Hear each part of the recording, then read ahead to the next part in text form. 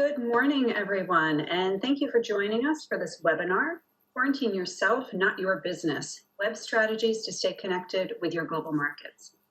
This online event is brought to you this morning by the MAPIT Alliance, or the Maryland Partners in International Trade.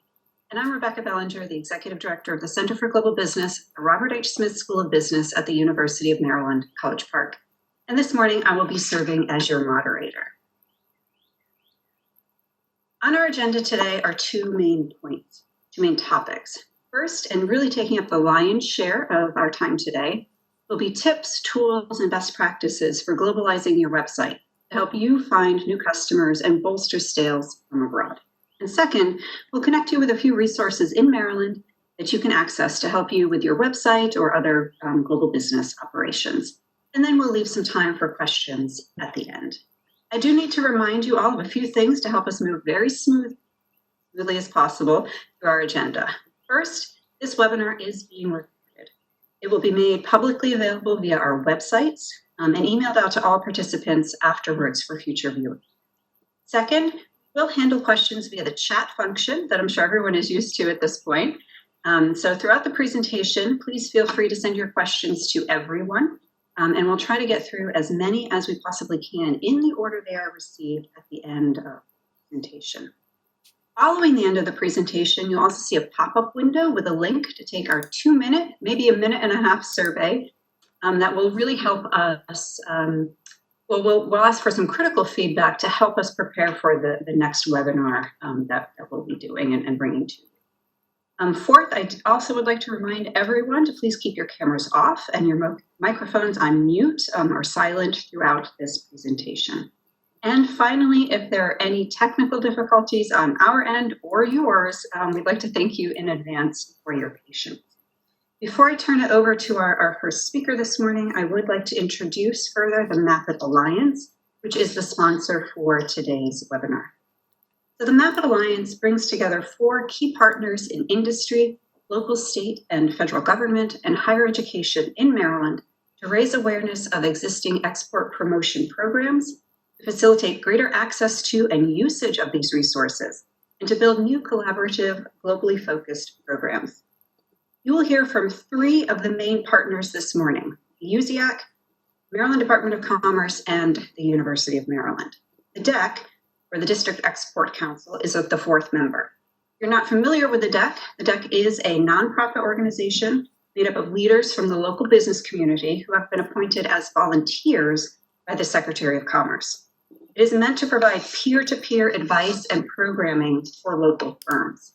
So while all 4 partners exist as separate entities that you may or may not have worked with already, we come together in this MAPIT Alliance to share information, collaborate on programming for the benefit of companies in Maryland like you, and to connect you all with the vast network of other entities that support international trade at the local, state, and federal level.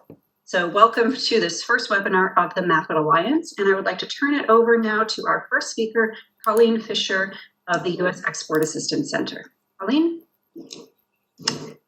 Thanks, Rebecca. I hope you can all hear me. If not, just holler in the chat presentation. Again, my name is Colleen Fisher, and I'm the director of the Export Assistance Center in Baltimore. We are part of the U.S. Commercial Service, which is a federal agency. It is part of the U.S. Department of Commerce, so we're the federal partners in the MAPIT Alliance. We are privileged to be part of the MAPIT Alliance. It really helps us provide a one-stop shop for all of our Maryland companies that are looking to do international business, and that really is our goal. So just for a minute, if you'll indulge me, I'll tell you a little bit more about what our organization does. We help companies export. That's our mandate. Again, we're a federal agency, and we're the lead trade promotion agency for the U.S. government. We have offices across the country. My colleague I know from Virginia is on, and our office is in Maryland, and we have a network of 6 individuals that can help you export overseas. The way that we do that primarily is through our network of overseas commercial diplomats. We work with those individuals that are seated at embassies in over 75 countries to help you land business deals on the ground overseas. So we do a lot of business matchmaking, a lot of due diligence for you. Currently in this difficult time with coronavirus, we're helping businesses understand what the state of play is overseas related to regulations. So we are privileged to be able to connect Maryland companies through the Golden Eagle emblem or the U.S. government overseas with partners. And we do that with the support of our District Export Council, which is a private sector council that helps us with our mission to help companies export overseas. So as part of the MAPIT Alliance and part of our mandate, we also help companies with domestic counseling to get them export ready. And we do that through many different dimensions, counseling on trade promotion, sales and marketing, finance, along with our federal partners at SBA and Exim Bank. But one of the key elements to sales and marketing, as everyone knows, is a website. And it's really important, especially in this time where people are not traveling, to have a good, credible website. And a website, of course, is part of a digital e-commerce strategy. And it's part of your sales and marketing, really. If you have a website, you're already global. So what I'm going to focus on in this presentation is how to internationalize your website and how to create a website that can be more appealing and more visible to overseas viewers. And of course, as you can see on this slide, that the website is part of your digital strategy. And your digital strategy is really one that addresses the basic needs of your business to succeed in a cross-border business environment. We help companies think through the business processes and required for digital strategy. And, the basic components are to define your objectives. What do you want your website to achieve? Informational or sales? What's the return on investment on your website? So we won't get into all of the information on this slide, but moving forward, we're going to talk about globalizing your website. So, you may have an active business. We hope you do if you're attending, or you might work with companies with an active business and who have an active business. And then you establish your online presence, right? You create a website. The information in this presentation is going to be most ideal for folks that have a website because we're going to talk about how to make a great global website. If you don't have a website yet, that's, the first step. We have lots of resources in Maryland through that Small Business Administration and Small Business Development Centers on how to build a good website.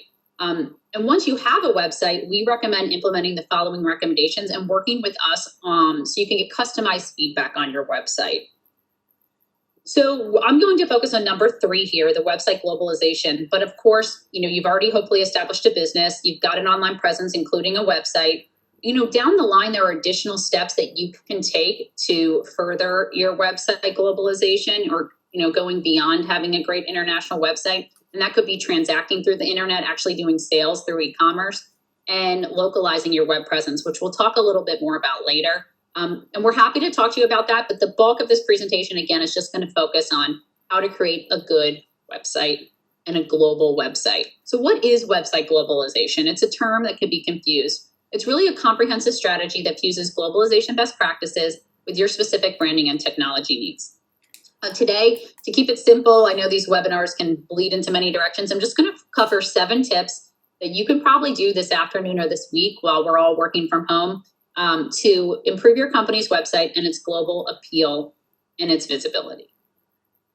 So I'll go through these again at the end. And again, this presentation will really focus on these 7 key takeaways, including using tracking software for your website, making it obvious on your homepage that your company is interested and capable of conducting international business, incorporating mobile responsive design to your website, and making sure you update your website to accommodate international visitors and what they expect to see, recognizing that international buyers use different search engines, knowing that content is king on your website. We recommend, again, you'll run a third-party site checkup, as we call it, versus a competitor to kind of benchmark your website and see where you stand. And then last but not least, we'll talk about understanding scalable translation options so that you can figure out what's right for you based on your budget. All right, so let's jump in. The first recommendation is to use website tracking software. It lets you see what types of people are viewing your website and where they come from. Seems obvious, but a lot of times when we talk to companies, they don't know if they're using it. If you don't use web tracking software, you can get it. And there's a great package available through Google. It includes analytics. And it's actually free to add Google Analytics to your website. So we recommend if you don't already do that, you can grab some code from the Google Analytics website. You can just Google it, no pun intended, and look for that coding and put it on your website. And what you will see is metrics. You'll see You can look at the top 10 countries from which people are visiting your website, cities. You can learn how long people are staying on your site, what pages they're staying on. Of course, what's of interest to us in this presentation is you see an audience overview and users by country. You might not know that a bunch of people from Brazil and France are interested in your product, and you see that when you view your tracking software. And also, using tracking software can help you measure your return on investment of any overseas sales spends in certain countries. So if you just spent a lot of money to do a big promotion in Japan, hopefully you see an increase in website visitors from there. So we recommend starting to track your website visitors through tracking software now, and then of course looking at that periodically to see if you're hitting the metrics that you want to see for sales in overseas countries. That's the first recommendation. The second recommendation, we just want to talk about a few simple enhancements you can make to your website to make sure folks that visit from other countries are seeing elements that they would expect to see so they stay on your website a bit longer. The first recommendation is, bar none, the most important, is to make it obvious on your homepage that you are capable and interested in doing international business. You can see an example here on this website. This brewery decided to put international inquiries at the top. And that's what we normally recommend. At the top, normally on the toolbar, you can have USA and global sales. And immediately it's clear that you have international capabilities and sales capacity. So that's the easiest thing. You could do that this afternoon.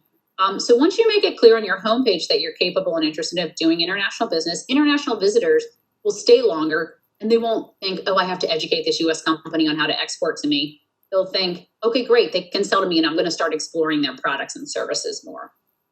Another really big recommendation is to make sure your website is designed for mobile responsiveness. Most folks overseas are now using these devices, either phones or mobile tablets, to access the internet, particularly those in the developing world. So if you don't have a mobile responsive website, one, it's not a great user experience for your international visitor. And two, you'll actually get penalized a lot when we talk about search engine optimization on where your website will come up in the rankings, because Google really thinks it's important that you have that mobile responsive website. Again, if you don't know any about this, you can always log on from a phone and a tablet to see if there's a different format that's optimized for those devices. If not, talk to your webmaster and see if your platform can support mobile responsiveness.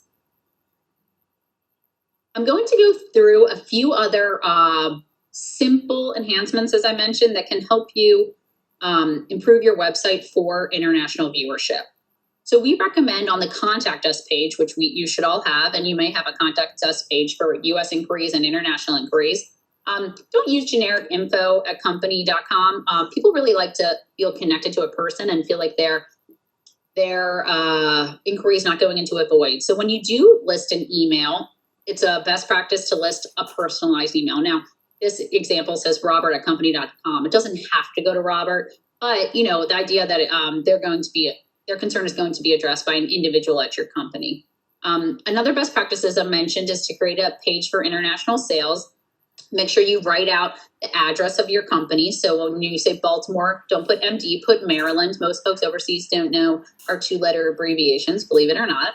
Also, make sure you do a +1 in front of your phone number. Again, that's the US and Canada country code, but you don't know the country code probably for India or South Africa. So don't assume that folks know that to get you, they have to add +1 when they're dialing internationally. So those are some simple things you can do. Again, just very quick adjustments on your Contact Us page. We recommend also on the Contact Us page to make it easy to ask for information. The best practice is to have an online form, which most people do, filling out some simple fields, and then also that email address that I mentioned. And really make sure everything that all the information you're requesting on your form is really necessary. You know how annoyed you get when you have to put in like mother's maiden name and name of firstborn child to get access to a website, right? So don't do that. Just put in name, email address, message, and ideally we recommend you also put country so that you know where this inquiry is coming from. If it's Cuba, or maybe if it's North Korea, we can't entertain those requests generally as US exporters, so it's good to know and not to waste your time. Again, so just put, information fields that you need to collect, and also send acknowledgement immediately and let them know you'll get back to them within, 2 days is typically what we recommend if you do get an inquiry on those online fields. So here's an example of contact us, international sales inquiry form. They've only made mandatory the specific fields that they need. So full name, email, phone, address, city, town, state, province, and country, not zip code, because zip codes, sometimes don't exist in countries. So just make sure all the information that you're asking for is in fact appropriate. As you can see from this next slide, the address for Japan and the Netherlands is very different. So just make sure that your form allows for, free entry of digits because they could be longer, and always include country and city field, again, as I mentioned, so you can screen for those sanctioned countries that you can't export to. Moving on. Just make sure that if you're going to give good customer service and you have customer service hours where you're available, that you put that timing in a form that international visitors can understand. Often that's in reference to Greenwich Mean Time or GMT. Time zones are crazy. In India, they're on the half hour, and we have daylight savings time in some states, but not others. So just make it easy for your international visitors to understand when you're available, and add a reference to Greenwich Mean Time for your customer service hours. Spell out dates to avoid confusion. If you've been in international business for a while, inevitably at some point you've made a mistake where October, 10, 11, 16 as is written on the slide, you think it's October 11th, but they think it's November 10th because in international countries, often they'll write the day first, then the month, then the year. So don't let this happen to you. Just make sure anytime you refer to dates on your website that you write out the month, the day, and the year, and then everyone understands exactly which date it is. Again, just a few things. We use pounds here, and we use, yards and miles. They don't use those overseas unless you're in the UK, really, or a few of the UK colonies. So just make sure you're sensitive to that. You put everything in metric. And also the voltage is different overseas. So if you have any products that use these features, and you have to indicate if they're what their voltage is or what their size is, make sure that you put that in both standard and metric.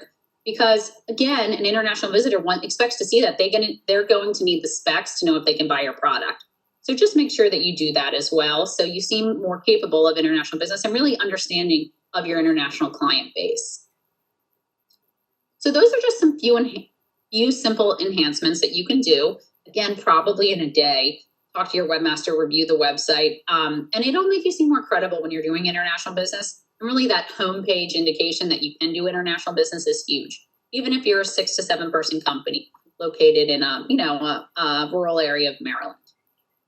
So the next takeaways we're going to talk about relate to search engine optimization. Since it's a bit of a tongue twister, we call it SEO often. SEO, again, search engine optimization, what is it?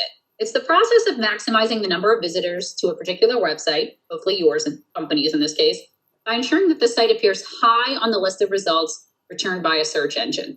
Have you ever gone to the second or third page of Google results? Probably not, unless you're looking for your company under some keywords, right?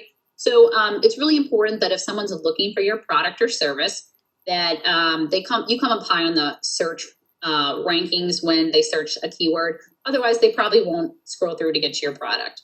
And Google, or any search engine that your international visitor might be using, has crawlers, and they go out and they gather information about context they find on the internet. The crawlers bring back all the data, these little bots or spiders, as they're called. They bring back data from websites to build an index. And that index is fed through an algorithm that's very secret. No one can seem to get it, but a lot of people are guessing at Google's algorithm. And what it does is it tries to match all the data with the visitor's query and produce relevant results. The reason we go to search engines is because we're looking for something. And what we want to see when we search something is relevancy. We want to see what we're looking for.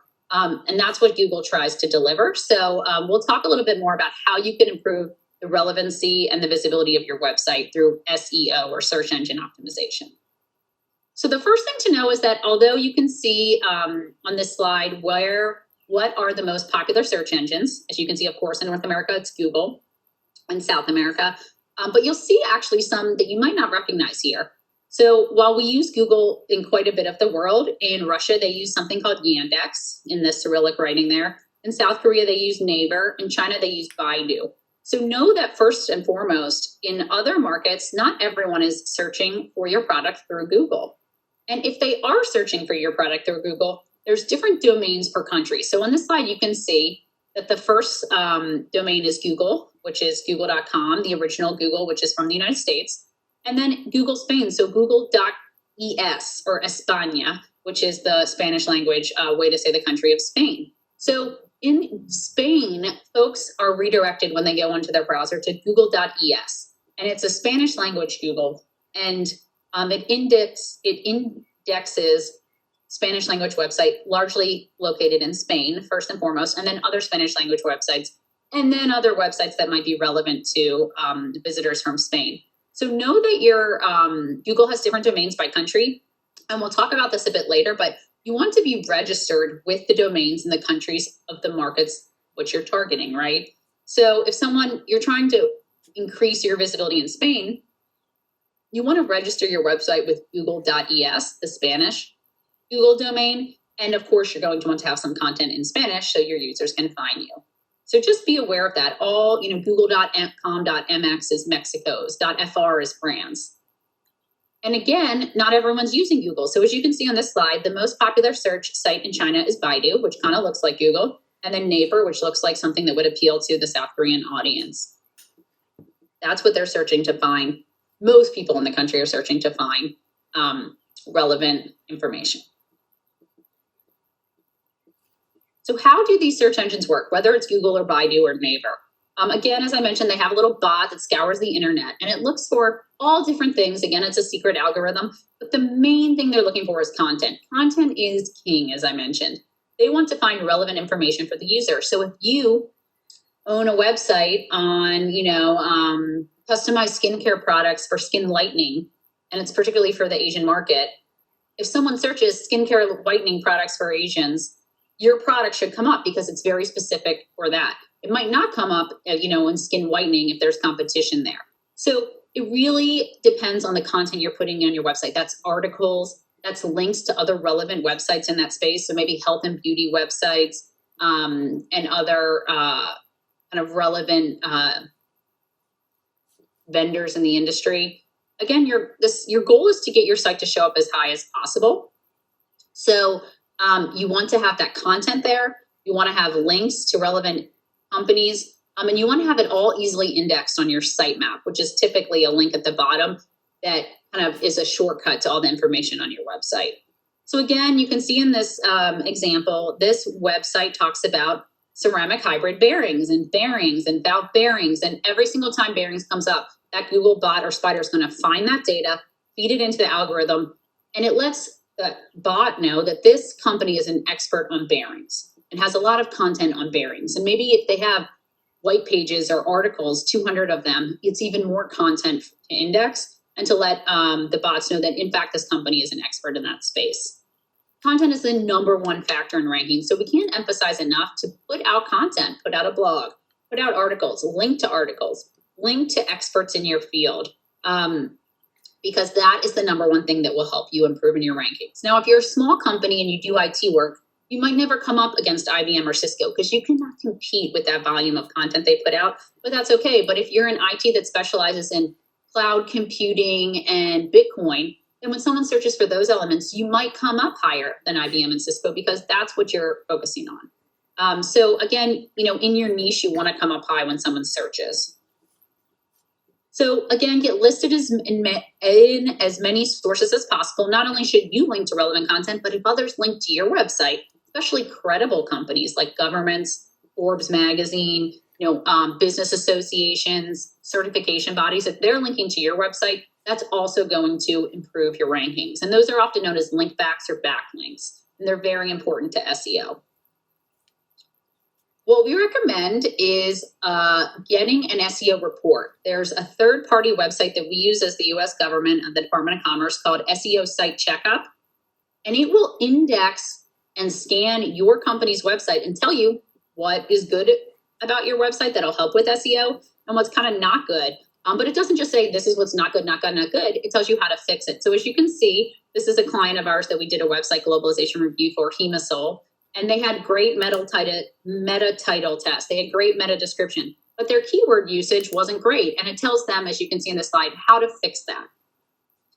So again, we recommend using that SEO site checkup, and I'll talk a little bit more about that later, but that will help companies understand where their SEO is, kind of in a snapshot diagnostic, and how to improve it. So those are some key takeaways and tips for how to improve your website's internationalization. And what is internationalization? It's the process of creating a culturally neutral website that's easy to load and navigate that facilitates future localization. And what's localization? Localization is the process of creating and enhancing a website for a specific country. So if you are targeting Mexico, you're going to have different images and different Spanish than if you're targeting Spain, because there's different people, the demographics are different, the way they use Spanish is different. Same if you're going to have, even if English is the language you decide to use in India, because that's acceptable, the images of people are going to be different. The context is going to be different. Holidays are going to be different when you're available for business. So first, the process typically goes, create a website, then create a great international website that can appeal to anyone that stops by from any country. And then after that, if you really are targeting in your sales and marketing strategy specific websites like Mexico and Japan and France, then you can localize and put some content of your website in those local languages to appeal and to increase your visibility among those target populations. What this website presentation again focuses on is internationalization, but we'll talk a little bit later about some resources for localization. Localization is expensive, but it's very effective. So there's different approaches to, translating your website or localizing your website, which we'll talk about now. It could be effective for you if you don't have the budget to localize. Again, there's some resources available that you'll hear about in the next part of the presentation that can help you with identifying resources and budget to help localize. But in the meantime, if you have a great international website, there's a few things you can do to improve your visibility overseas without translating the entire site. So we'll talk about that now. First, again, if you're going to translate your website, do it professionally. Do not have your nephew or niece that speaks Spanish do it for you.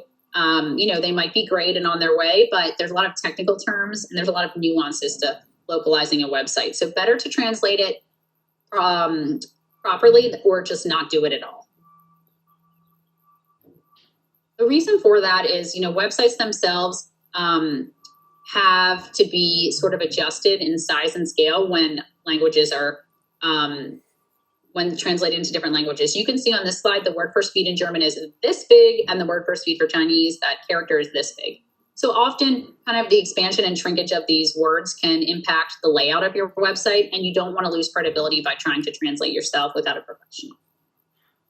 This is one of my favorite slides because it talks about translations gone wrong. And these were probably done professionally. So that just lets you know you need to find a good professional translator. Poisonous and evil rubbish in an Asian country, a hand grenade, it was translated for a fire extinguisher. And burning flesh is something you would probably not want to eat, although that food looks delicious. So just make sure you do it professionally if you're going to do it. But there's options for you if you don't have the resources to fully translate your website into maybe 2 or 3 languages you're targeting. What we recommend you do is put the Google Translate button on your homepage. First, this does a couple things. One, it increases your credibility again, letting folks know not only do you have somewhere hopefully on your homepage indicated that you're available to do international business, but now you also have a button that says, it says Google Translate, and you can see at the top, and there's a drop down, and they can choose Chinese, they can choose Espanol, they can choose Francais.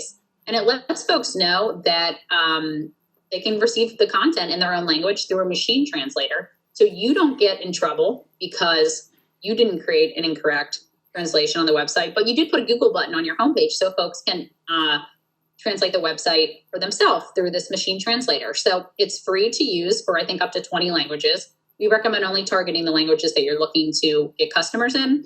And also, a lot of companies, you'll see do this with flags at the top of the page if you do later localize. But what's neat about this is it's a free option for you, and you can translate your website and let your website content be viewed by international visitors for an affordable option without paying someone to translate your whole page. And again, you keep credibility because the mistakes made in the translation aren't yours. If you do go ahead and decide to translate and do it professionally, what we'd recommend as a first step is an introductory page. This is typically the information on your About Us page. And this information talks about your company, what they do, the products they sell, and that you're interested in doing business in this market. As you can see in this example, the website's all in Chinese. And then the company can click on that red button to go back to the English language website. So what's great about this is it gives Chinese folks some information about your company in their native language, but then it redirects them to your US website. So they know you're really a US company, you're credible, and you're trying to do business in China, but you don't have the full website translated. What's nice about this is, typically Chinese folks aren't going to pick up the phone and call you because they realize you're still a US largely based company, a largely US based company, but they know you're trying to target them. We have had companies translate their entire website into South Korean or other languages. And then, people pick up the phone and start trying to engage with them in that language, and companies weren't ready for that. Well, you translated your whole website into this language. The assumption is you have some capacity to handle requests in that language. But when you do go ahead and translate, even if it's just the introductory page or if it's your whole website, consistency is key. You want a visitor, whether they come from Japan, India, or Russia, to know that your brand is the same and that they're visiting the same website. So just make sure that happens, whether you're translating just the About Us page into a few languages or whether you're translating your entire website. So with that, I know that was, a quick presentation. I'm going to just review the key highlights here. And again, like we said, we're happy to take questions at the end. So 7 key takeaways. 1, use tracking software. It's free under Google Analytics, or you can use a couple other tracking mechanisms. It'll help you benchmark. It'll help you see where you are now and where you're going, especially if you make improvements to your website. See if your traffic increases, especially if you do big marketing spends overseas in certain countries. You want to know that you have a return on those. So that's the number one thing we recommend is use tracking software and then check it. Don't forget to look at it often. And you can, make that part of your monthly or quarterly sales and marketing meeting. The second thing, I stress this a lot, but make it obvious on your homepage that your company's interested and capable of conducting international business. It's really something simple to do that we've heard from our overseas colleagues can go very far. The third thing is to incorporate mobile responsive design. As I mentioned, you want to make sure folks viewing your website from a tablet or a phone can see all the information and easily navigate through. The fourth key takeaway is to recognize that international buyers use different search engines. So we talked a little bit about that, Baidu in China, Naver in South Korea. And the importance of recognizing that is to know that you want to register your company's website on those search engines in your target markets. And even better, if you do translate some content like we talked about at the end of the presentation, register that page that you translated that has some information about your company. So if you do translated introductory pages in Portuguese, in French, and in Japanese, take that translated introductory page in Portuguese and put it on the Brazilian Google and the Portuguese Google. Put it on the Japanese Google, the page that's translated into Japanese. And that will immediately cause the bots to index your website in that search engine. And they will be indexing your new language content in that new native language and hopefully increase your visibility on those search engines. We also talked a little bit about how content is king. Make sure you put a lot of content out on your expertise and your products and services. Link to partners' websites, list any certifications you have on the homepage, like your ISO certification or any awards you've won. Make sure that you put out white pages and blogs, and then again, have other folks link to your website. Really important. The bigger your network of connectivity and expertise in your area, the more points you'll get in Google's algorithm for being an expert in that area. Run a third-party site checkup. So I talked a little bit about this. SEO site checkup is a third-party vendor that we use, and we'll take your website, your URL, and plug it in. We'll also, if you give us one, plug in a competitor, and you can do this yourself at home. What it'll do is it'll scan your website for search engine optimization. It'll tell you how many broken links you have.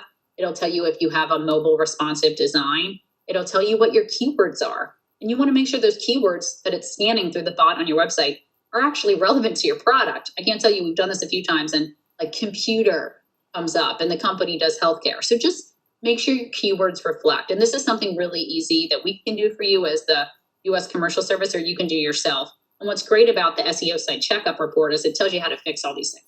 You can just hand that report to your webmaster and make sure that they correct all those errors. The last thing is to understand scalable translation options. We talked about this.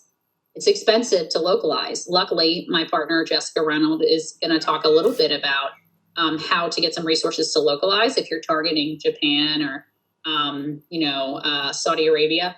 But if you don't have the resources to do that, or you decide to do that down the line, what you can do right now is put the Google Translate button on your website. That's free. You can translate a few pages, which is a low budget exercise, just kind of the about us in a local language, and register those pages with the international search engines those folks are using.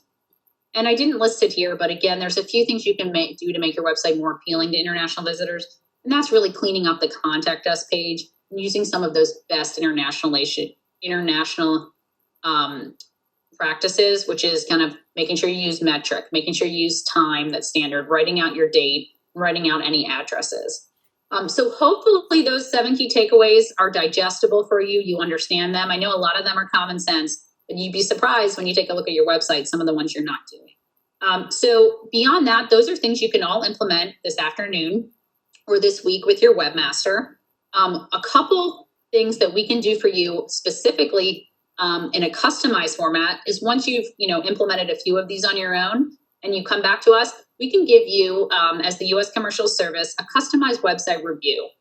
The service costs $100, and it normally takes about 4 to 5 weeks to get your report back, but we will give you specific feedback on your website, on aesthetics, on general enhancements we recommend you make for your website. We'll do that competitor comparison for you. We'll do an SEO site checkup, and if you give us a competitor, we'll run it against your competitor. We'll give you some keywords, and we'll tell you where you come up on the search ranking when a visitor to the search engine searches those keywords. We'll do a social media analysis. We didn't really talk about that here, but that's something we do. We look at your sitemap to make sure it's correct and in the right format. And we also do a cultural review. We actually have at the Department of Commerce an entire e-commerce innovation lab that helps take these recommendations further for your company. So happy to do that. We have contact information at the end of this presentation, so just let us know if you're interested in pursuing that option. And with that, thank you for your time and attention. I'm going to turn it over to my colleague, Jessica Reynolds, to talk a little bit about the state of Maryland's resources that they have, which are awesome to support your website development. Great. Thank you, Colleen. Hopefully everyone can hear me. So good morning. I'm Jessica Reynolds, as Colleen said, and I'm the Senior Director of the Office of International Investment and Trade at the Maryland Department of Commerce. Our office is responsible for three goals. That's increasing exports from the state of Maryland, attracting foreign businesses to the state to create jobs, and marketing Maryland internationally. So today we are focused on assisting companies to export, and specifically through improving their web presence. So I'd like to go over the state programs we have that can support those efforts. The primary program is what you see on the slide here, and that is the Export MD program. So this program offers eligible Maryland companies up to a $5,000 reimbursement towards their export marketing activities. Most companies have historically used the program for trade shows and travel, but of course, during a global pandemic, these are not realistic activities for many of our companies. So I would like to highlight the fact that this program also allows up to $4,000 out of the $5,000 reimbursements to be used towards the website localization and globalization activities that we've been talking about today. So the program does involve 1/3 cost share by companies, so it's important to keep that in mind. The maximum expenses under this program are $7,500 in order for a maximum reimbursement of $5,000, and likewise for many of the categories, such as the website localization, the maximum expenses are $6,000 for a reimbursement of $4,000. The reason this is particularly worth noting For any of the participants that may already be familiar with our Expert MD program, I know I saw many registered who are familiar with our program, is that the category limit for website localization has increased. It doubled recently. The SBA partially funds our Expert MD program through the STEP program to states, and they have been able to really pretty quickly allow for several adjustments to the program to allow for greater flexibility to our exporters during the pandemic. So in addition to the increases in the maximum allowable expenses for website localization, which is our primary focus today, I did want to note that we've actually increased the maximum allowable expenses for a few other areas as well, including fees for shipping sample products, costs of compliance testing existing products for entry to an export market, export research tool subscription, and design of marketing media for export. All of those categories used to have much lower limits, and they have increased those. So that does allow companies who are eligible for the Expert MD program to utilize more of it or all of it towards activities that do not require travel during this time. So coming back to the Expert MD program itself and sort of the logistics of that, companies do need to meet certain qualifications to be eligible for the program. As this is partially funded by the SBA, companies do need to be a small business to be eligible. They also need to have business operations in Maryland and be in good standing with the State Department of Assessments and Taxation. Companies who apply should be in existence for at least 1 year and not received an Export MD award in the past 12 months. And then, of course, planning some sort of an international business initiative, since this is for export marketing. And specifically the website localization, we would be looking for companies that already have an existing website. All right, so those are the qualifications. In order to apply, companies will need to work with one of our regional managers on their application through our online system. So we do accept applications on the 1st of every month, and we recommend companies begin the application process 1 month prior to the application deadline for any of the non-travel grant activities, such as those areas I listed a few moments ago, or at least 2 months prior to any planned travel. The reason for this is that there's a 1 month review period between the application deadline and the application award if a company is approved. And the activities do need to take place after the award is granted. So once we receive the application on the 1st of the month, our regional manager, you will be working with them already, but they'll also give the application one final check through to make sure it has all of the necessary pieces and parts to it. And then it goes to our outside review committee. Companies can expect a response about the award by the 1st of the following month. So for example, if anyone listening today decides to apply, our next application deadline is May 1st. During the month of May, the review committee will consider the application and the applicant will receive a response by June 1st. If the award is granted, activities can begin right away on June 1st. So I also want to cover just very briefly a couple of other programs that we have to support exporters, since we do have such a great turnout today.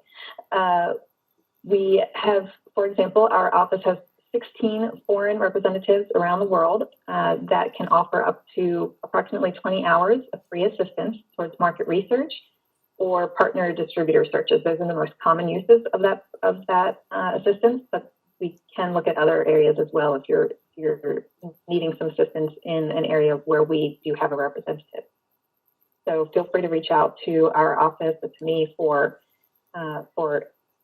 assistance with that, or if you're just looking to find out what offices we have and where we are. We also work closely with the Center for Global Business at the Smith School to match businesses with student teams for additional consulting support. Of course, at this current moment, things may be working a little differently, and I know Rebecca will be going over what programs they currently have available in a few moments, but generally on a rolling basis, we are working with the Center for Global Business, to make those matches and carry out that program. And then finally, I wanted to note that separately from the Export MD, we also offer a 2/3 reimbursement for any export services offered by Colleen's office, up to 2 services per year, for which there's a fee, and that includes, the website review service that she mentioned earlier. So I'm happy to answer questions at the end. I saw at least one pop up, so I'll address that at the end. And with that, I would like to go ahead and pass this over to Rebecca. Thank you, Jessica, and thank you very much for plugging the Maryland Global Consulting Program that we do run in collaboration with your team. We are continuing to search with you for companies that are interested in working on a semester-long, so 4-month consulting engagement with a team of our highly talented and well-prepared MBA students or undergrad students. We currently have a client that we're working with right now, even though the semester has gone virtual. And I understand that project is going really well. Our next intake will be over the summer. So if you are interested in working with our students in that capacity and the Maryland Department of Commerce and Jessica's team, please do go ahead and send us an email and we'll hook you up with the team and all of the next steps. What I have on the agenda here to talk about are 2 other opportunities to work with the Center for Global Business.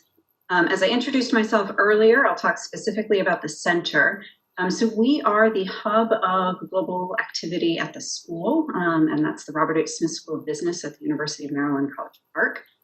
We have 5 main areas of focus of our activities. The first is school international partnerships.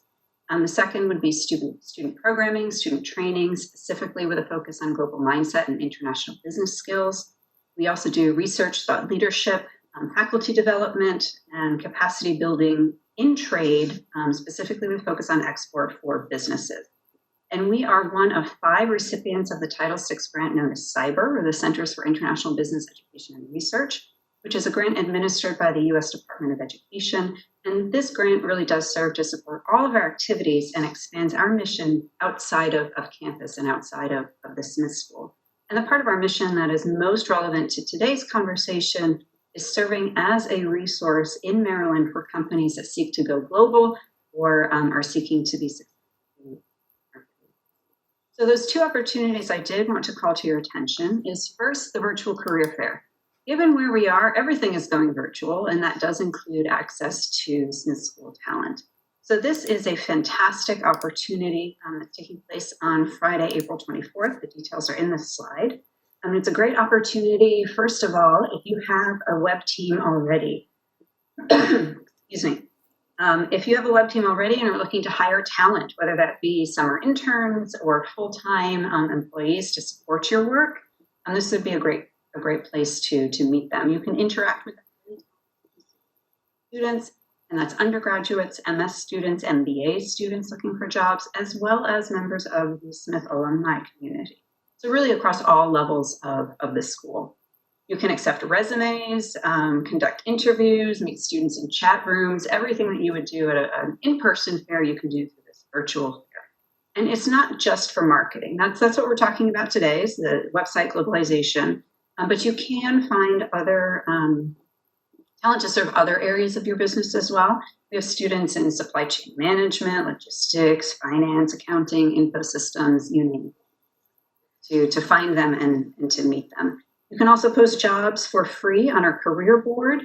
And again, this is the virtual career fair taking place on April 24th. And if you would like more information, or check out that information and registration page, and the link is provided again in that slide. The other opportunity that I'll mention really briefly is our newest initiative, and by newest, I mean you are the very first to hear about it. So congratulations to all 100 attendees who are on with us right now. You are hearing this hot off the press. It is an initiative that is meant to support you, our Maryland companies, in your international business. To provide additional training and professional experience to our students, all the while adapting to this new virtual environment. I don't have all of the details just yet. Again, it's brand new, but we do plan to launch with all of the details on April 20th. And at that point, we will open for applications from both students and companies with the goal of matching students and companies for internships to start in May at the end of the virtual academic semester. So some key elements of the program will be that the Center for Global Business at the University of Maryland will provide training in website globalization and other marketing type skills for our students. We will provide mentorship and some faculty oversight at the university. And again, this matchmaking and administration of the program at the university. You, as a company hosting a virtual intern, would provide a supervisor and a team at the company for the student or student team to work with, project or several projects for the students to work on, and a stipend to support the students' work. And the Export MD grant that Jessica just mentioned can very likely be used to support the student stipend by working directly with the center on the administrative aspects of the internship. And again, all of these details will be announced on April 20th. So please go ahead and express your interest in learning more about this by contacting me directly. Again, my email will be on the second slide, or through the email address that's listed here, global@rhsmith.umd.edu. And look out for more announcements and details on April 20th. So with that, I would like to move directly into our final slide, which includes all of the contact information, the email, all of the presenters, including the non-presenter, but the chair of the Maryland DC District Export Council that I mentioned at the beginning, Phil Grove. His email is listed here as well if you have questions about the deck. So turning directly to questions that we have through the chat, I have seen one come in so far, so I'm going to give that out to the panelists and encourage everyone else, all 100 participants, if you've got questions, go ahead and type those in now and we'll get through as many here as we can. So the first question is about advice to nonprofits. Is there any advice that you can provide for a nonprofit organization specifically related to unique tools for websites that might be used to attract donors and volunteers? And either Jessica or Colleen, if you wanted to field that. Sure, I can take that first, Rebecca, and then Jessica, feel free to jump in and add anything. If you're a nonprofit, there is one great tool. If you are registered as a 501c3, you have access to something called G Suite. It's Google's suite, and it's actually free to you. I think you do have to, demonstrate that your registration is a nonprofit. But in addition to providing a platform for email that can be professionalized among your organization and a free website and landing page, it has a whole other suite of analytics and support. And again, it's free for nonprofits. So it's really nice that Google has gone out and done that. And it's called G Suite, and it includes like an email platform through the Google Mail, Gmail, and some website tools you can explore. And that is a great free resource for nonprofits. And someone else I wanted to sent a note is Bob Zhang. As we talked about earlier, we have the District Export Council, and it's a resource of peers that can help you. And one of our members, who's actually our District Export Council's webmaster, is Bob Zhang. He's worked on sister state program too, which I believe uses G Suite since it's a nonprofit. He owns his own web company and has been given a lot of consulting. And Bob just noted, I think he sent it to the group earlier, that he has lots of tools for nonprofits. And they have to get certified on TechSoup. That's when they can get all the free stuff, including G Suite. Also, if you do need any help, we have a short list of companies. We can't point to favorites, but including Bob's company that can help you. A lot of times we give companies all this website feedback, and sometimes their webmaster can implement it, but sometimes their webmaster needs assistance, or the decision is made to re-platform. And in that case, a lot of times small companies like to outsource and get additional support from a web company. And we do have a short list we're happy to share if you're interested. You can just get in touch with me about that. But that would be for nonprofits. Anybody else have anything? I was just going to add that we have been putting together a list as well that includes Maryland companies. I believe Bob's company is on there, as well as we have been getting some resources through CITO, which is an organization we belong to with other states, just to try and have more options in that list as well. The next question that has come in is, I think, Jessica, this one's for you. What percentage of grants are funded? And I think this is in reference to the Expert MD grants. Yes.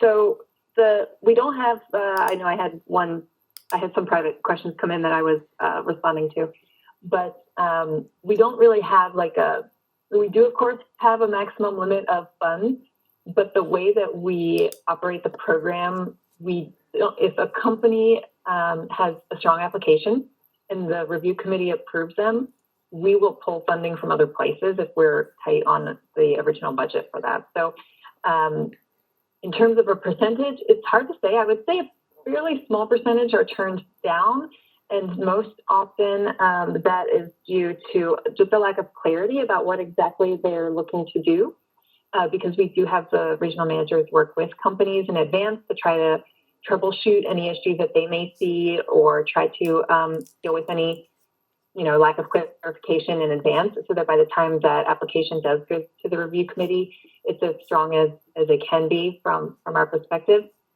So sometimes, there's things we don't think of as well. It is an outside review committee, and sometimes we understand something or we're familiar with terminology that maybe the reviewers that round are not as familiar with, and that does happen. But I would say it's a fairly small percentage are turned down. Great, thank you, Jessica. Another question that we have is, are there Maryland companies that sell into the Middle East that have EdTech products and solutions? Yes. Colleen, take it away. I don't know exactly what the driving force of the question is, or if there's a follow-up, but I'm sure Jessica does too. Our organization works with a lot of educational companies, both nonprofit, like academic institutions, and for-profit that sell into the Middle East. It's actually a more popular market for some of our education sector companies. Jessica, do you have anything to add to that? No, we also work with a number of education companies that are exporting. So yes, there are EdTech companies out there. I don't know offhand if any that we have worked with have been selling to the Middle East specifically, but I have no doubt that there are some that are doing that. Okay, so George, you're the person who asked this question. If you wouldn't mind following up with us after the fact with an email, we can go ahead and maybe do some connecting for you. And then we have some connections also within the higher education industry that might be of interest depending on what the background question is. Happy to follow up on that. Another question that has come in our last 3 minutes, does the Department of Commerce have to register companies in order for them to be ranked? Is a monthly updated photo content with image link a good thing to do for SEO? And Colleen, I think that's for you. Okay, so I received a question privately too, so I can address this public forum. A monthly updated photo content with image link names, it is a good thing for SEO. What I would recommend is starting to update, if you update photo content, one thing I didn't get into in the presentation is you have to have a caption for your image, because of course the bots that get sent out can't really index photos the same way they can written content. And also for folks that are vision impaired, it's really important to have a caption, so that sometimes they use those readers and the reader will say image of flower or image of, whatever it is. So if you do update images, make sure that you have captions or you'll be dinged and they won't be properly indexed. That alone probably won't fully boost your search engine optimization as if you were to write like an article or link to a business publication or magazine. But it certainly will be better than doing nothing, and always adding new content, relevant content would be recommended. So I would say it'll help, but it won't help immensely. Just make sure that you put a caption on those photos. I also did receive one other question about whether folks need to proactively register with Native Baidu. For Google websites, what's recommended is as soon as you do updates to register them, because Google sends out its bots like every week or two. So eventually your site will get indexed whether or not you register proactively with these websites, search engines. But I'm not exactly sure how Naver and Baidu work. You could do a quick search and see, should you register in Naver or Baidu for you, and get back to you. So just feel free to follow up. I do with Google, it expedites the process of your new content being indexed, but eventually they will find your content and index it through the bot. So you can also make the decision to wait without proactively registering. Great. And I would also like to give a shout out to Bob for continuing to provide some good resources in the chat there. As Colleen mentioned, Bob is a DEC member, and so am I. So Bob, thanks for representing the DEC during this chat. It is noon, so I think that we will end here. As always, as I mentioned before, please do reach out to any of us with any questions specifically about this content or other resources that we can provide to help your companies go global, especially during this pandemic. Thank you again for joining us, the Map It Alliance, this morning for this our first of hopefully many webinars to come. Please don't forget to take the survey in the pop-up window when it does, when you do close down this specific window. And again, reach out to any of us with any questions. Thanks so much, and good luck with your websites. And remember to go global. Thanks. Bye-bye.